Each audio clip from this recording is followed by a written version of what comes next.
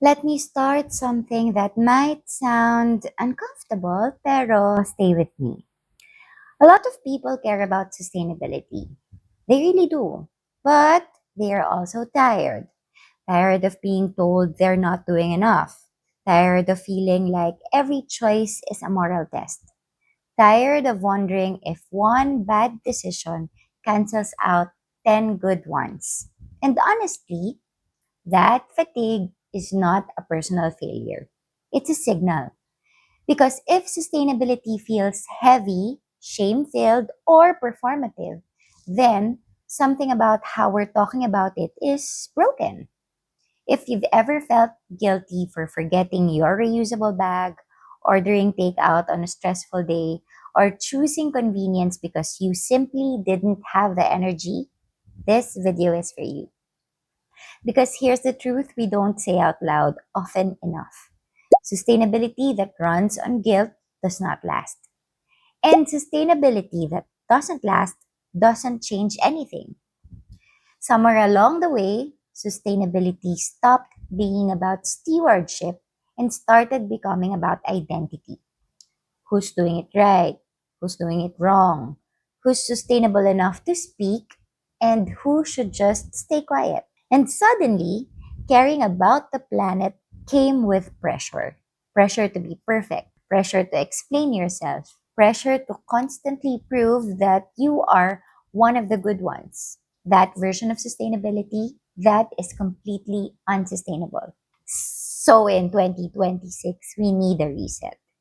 Because sustainability today isn't happening in a vacuum. It's happening alongside rising costs of living, burnout, climate anxiety, political noise, and very full calendars. We don't live in ideal conditions, and pretending we do only pushes people away. So, let's say this clearly.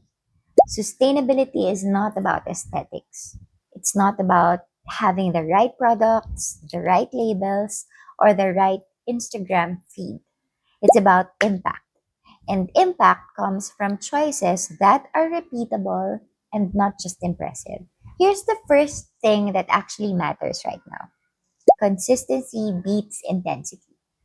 Doing one thing well again and again matters more than doing everything for 2 weeks and then disappearing after that. You don't need a sustainability overhaul. You need habits that survive real life. Yung mga deadlines, exhaustion, bad weather, and bad moods. Even with all those things, kailangan nagagawa mo pa rin yung habit. Because if a sustainable habit only works when life is calm and ideal, it won't survive January or February or reality. The second thing that matters is this: systems matter more than solo effort. Yes, individual actions count, but you were never meant to carry this alone. You are not personally responsible for fixing climate change by yourself. You are not a failure because you can't out recycle what multinational corporations are doing. And you do not need to suffer to prove that you really care. Your real power shows up in the systems you are part of: your household, your workplace, your community. The things you support consistently, not loudly. That's where sustainability becomes durable. That's where it stops being a performance and starts becoming a practice. And here's the third thing we need to say more often, because this one is radical in the best way. Sustainability should improve your life and not punish it.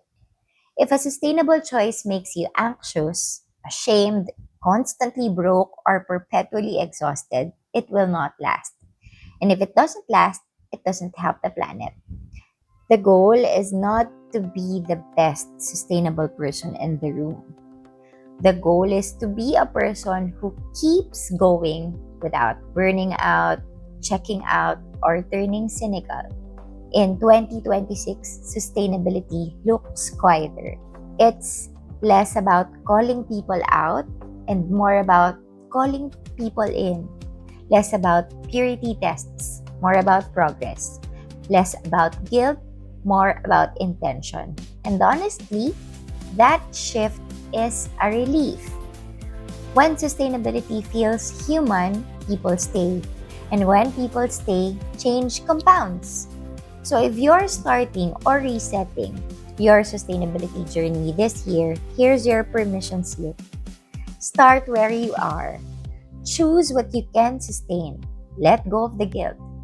Keep the impact. That's not lowering the bar. That's finally setting it at a height people can actually reach. And over the next few videos this month, we are going to talk about how individuals like you influence bigger systems at work, in communities, and in everyday decisions without becoming preachy, overwhelmed, or burnt out. So, if this video gave you a little breathing room, I hope you will stay with me and I hope you will subscribe to this channel if you haven't yet, because this is sustainability for real life. So I hope to see you again next week. Thank you. Bye.